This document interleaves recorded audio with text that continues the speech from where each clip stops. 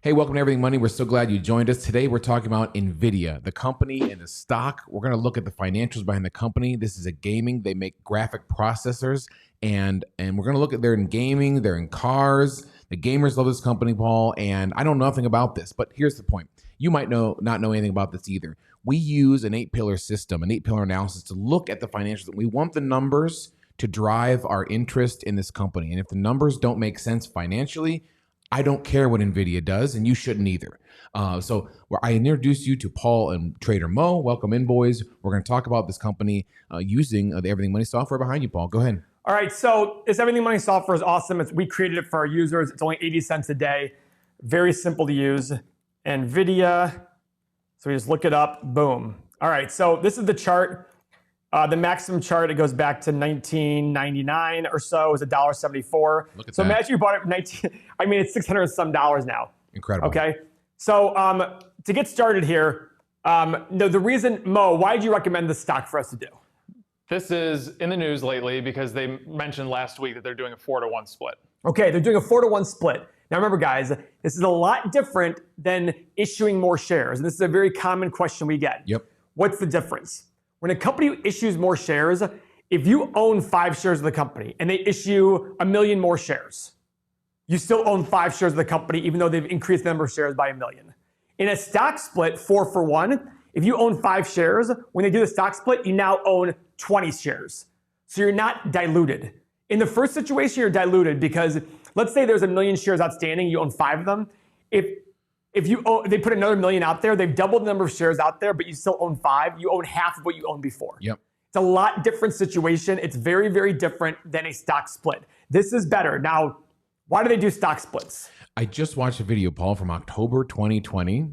You and I were discussing this. Yep. And I was confused too because Apple did one at that point in time. Yes. But they simply do these stock splits so that normal people like myself and perhaps you watching can say, well, now instead of paying $600 for NVIDIA, I can pay $150. That sounds incredible. It's if I have $3,000 to invest, I'm going to get 20 shares instead of 5. And so it's a complete mind screw, and that's exactly what they wanted to do. It's to make people feel like it's a cheaper stock. And here on this channel, we tell you, we're trying to teach you, look behind what's on that stock price, what's behind it. And this is why Warren Buffett has never split his shares. And that's why Berkshire Hathaway is at 430,000. His reason is, I want people who are committed to the long run. So if the shares are this expensive, I'm not going to get speculators. I'm not going to get day traders. I'm not going to get market manipulation like that. Yeah. But for most companies, they want people to say, look at this company is doing so well. It used to be 630. Now it's 150. This is awesome. I get to own more shares. This absolutely works, Paul. I mean, normal people I talk to, they love this. I mean, they're excited for it. They can't wait till they can buy into some of these companies. And remember, I told you, sophomore year of high school, my algebra 2 trig teacher said he wanted to own Nike, but he couldn't afford it. It was too expensive. What he meant was the shares were $50. So if they were $10, he would have loved it because he's like, oh, look, I'm buying a ton of shares. Yeah. So what are these splits, Mo? What do these splits normally do for does it entice people to buy in? What does it do? Absolutely. I mean, it's the psychology of it, making the stock price, quote unquote, more affordable. So same thing you guys just said. If you can buy something that's $600 for $150 now, it makes everybody, I mean, maybe it perceives that you can go and afford that stock now. That's really what a lot of these companies are doing. It still buys you the Nothing has changed. It buys you the same ratio of everything in the company. So don't buy into that hype. It's all garbage. It's all gibberish. But again, it allows for momentum. Yes. So let's look at the company. Sure. Regardless of the ticker price, we want to look at what's behind this price. Yeah, let's look at the numbers. So $390 billion market cap. This is a very large company from market cap. So here's something interesting. The PE is 90. That's an X. Oh boy. The profit margin is 26%. That's a check. Processors, things like this, chips, they have very high margins. This is good. Now here's the thing, Seth. That initial X of the 89, the 90, I'm wondering to myself, okay, it could just be very expensive, or maybe they had some write-offs in the last year they took advantage of. It's a COVID year, might as well write things off, etc. So we'll look at that more in the cash flow statement. Okay, look at this dividend yield. Is this accurate? 0.1%? Isn't that adorable? But look at their return on assets and return on invested capital. These are awesome. Very high numbers. Oh, double digits. I love that, which means they invest their capital very well to get high returns. Okay? So we have one X and one check so far. How about revenue growth over the past 5 years is pillar number 3. Okay, revenue growth the past 5 years. 6.91 to 16.68. Check mark. Now, big jump here. Why is there a big jump here? My initial reaction is, was there an acquisition?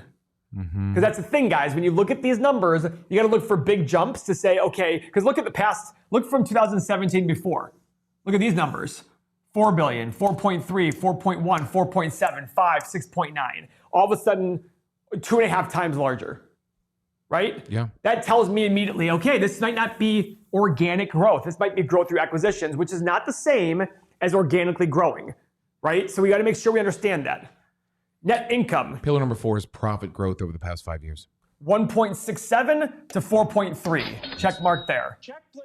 It's pretty good too. Yes, it is. Now let's look at the shares outstanding. Outstanding, which in some people's mind doesn't matter at all, Paul. You know. Well, it's because this is the most overlooked one. 556 to 620. Oh boy. Now I will say, if they're making good acquisitions at expensive stock price, if their PE actually is 90, I do understand why they're issuing more shares to make acquisitions. It's an expensive company. I'm looking at their profit to see if there's any major write-offs. And let's look. There are no special income or charges. So they really are selling for 90 times earnings, Seth. Crazy. Yeah. I said we're going to look at the cash flow statement, which we will. But you can also look at the income statement to the special income and charges to see if they had any big write-offs that might have driven down their profit much more than it should have. And there is nothing here. I was speaking to an associate of mine. He said that buying back shares is not healthy. He would rather see a company put that money into growing. Is that? By the way, I agree with that. However, on big companies that it's hard to grow on, buy back shares. That's a good way of giving money back to your investors by giving them more of the company. Like if it's an immature, but very small company that's growing, absolutely spend your cash on other things. Spend it on growth. Grow, yeah. But a $300 billion company, a $400 billion company, one that's going to grow single digits a year in revenue, and it's going to be hard. How do you give more money back? Tax efficiently, you buy back shares. It gives your investors with no tax implications day one, more of the company, more of the profit, and drives the share price up. Pillar number 6 is current assets over current liabilities, Paul.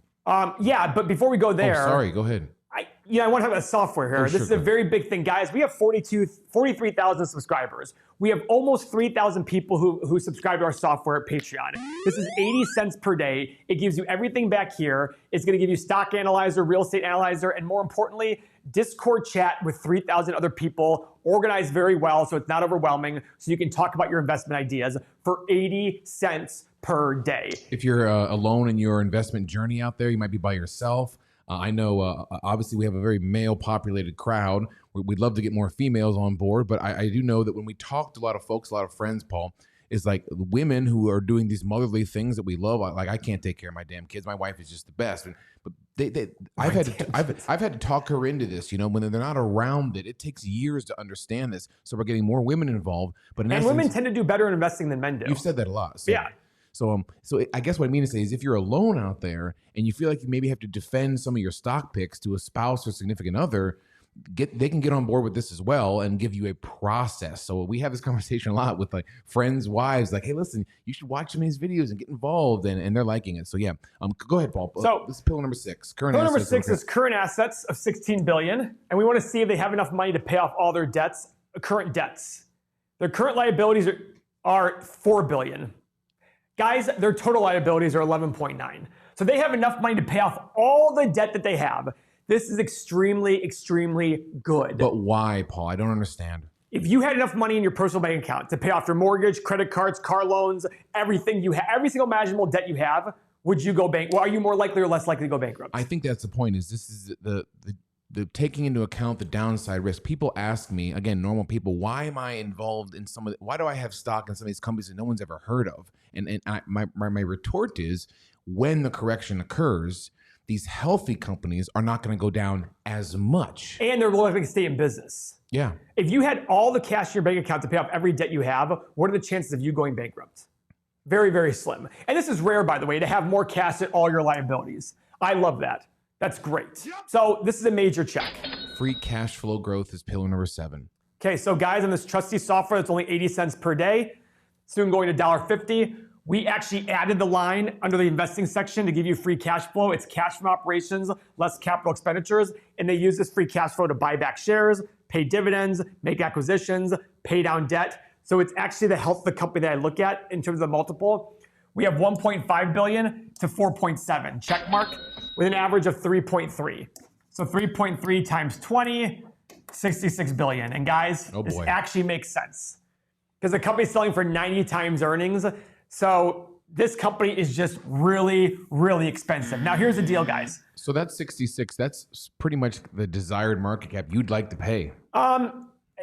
That's the market cap. If it's around there, I'm doing more due diligence. see. Remember, guys, Gotcha. this is about the 8 pillars doesn't tell you the qualitative parts of the company. It just tells you the numbers as a screener. From there, you take the, now for NVIDIA, I like their numbers except for the price of free cash flow. So I'm adding it to my watch list and I'm going to set a target price of sub 100, even though it's a lot, even though sub 150, because by the time it hits 150, maybe the business has gotten better and it's worth more money. So I'm going to just use it. Remember, if you have 100 or 200 stocks that you set target prices for, every year, some of them will hit and you can do more due diligence on them to see if it's a company you want to own.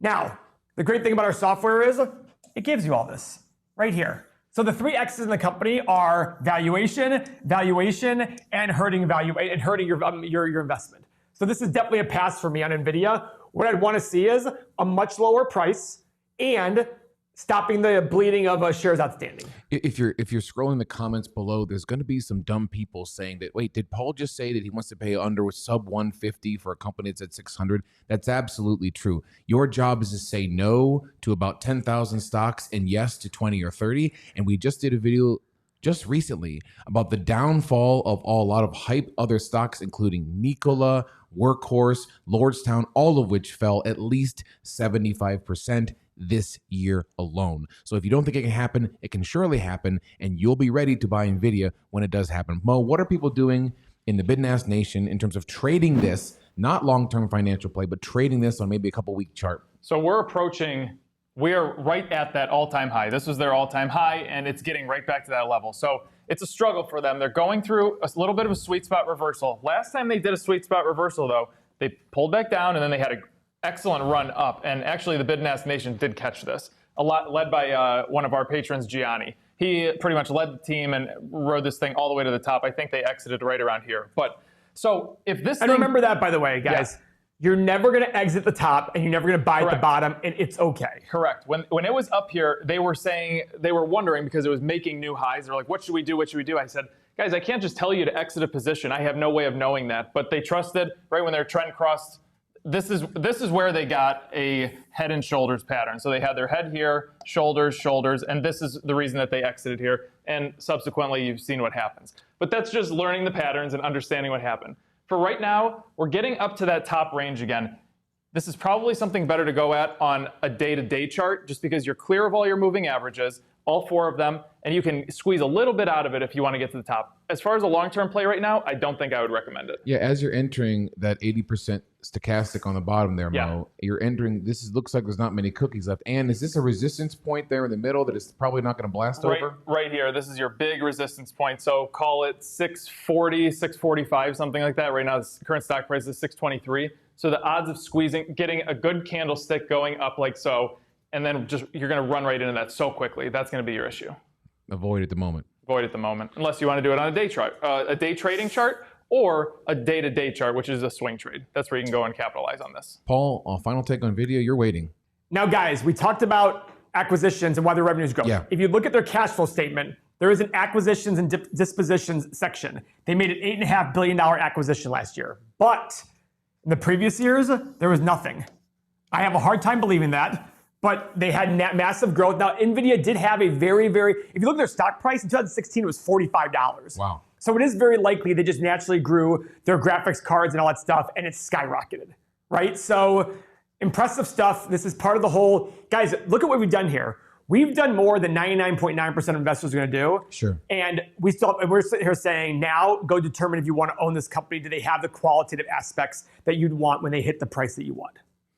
Yeah, if you want to do something funny, if you have a financial planner or a financial advisor, give them a call and ask them to give them their thoughts on NVIDIA. I'd be eager to see what they say about this company because it's trending upwards. And typically for a lot of other people, that's a buy point. But again, we want to buy low and sell high, not sell at its peak. That's our take on NVIDIA. Great company. Stay tuned. I'm sure we'll do more videos about this. Our target points may change if new information comes out. if you're watching this in the future. But yeah, that's our take. Join the Patreon. The link's in the description below, and you can join our community to learn about this. You can day trade with Mo, and all of your wildest dreams will come true. Right, Paul? Yes. Tickle a thumbs up on the way out. Love you guys. Thanks. See ya.